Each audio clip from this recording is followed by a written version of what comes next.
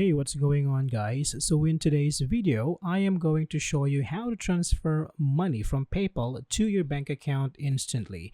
Now, this is going to be quick and easy, so let's start. So I have here PayPal already open on my device. Now from here, tap on the wallet icon on the bottom right corner and tap on your balance right here. Okay, so once you're here, tap on transfer and tap on transfer money.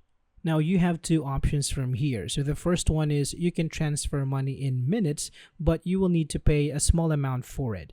The second one, you can transfer money for free, but it would take 1 to 5 days. So for this video, we are going to choose transfer money in minutes. Now upon tapping it, you will notice that there is a small fee. So if that is all good for you, you can tap on transfer at the bottom of your screen.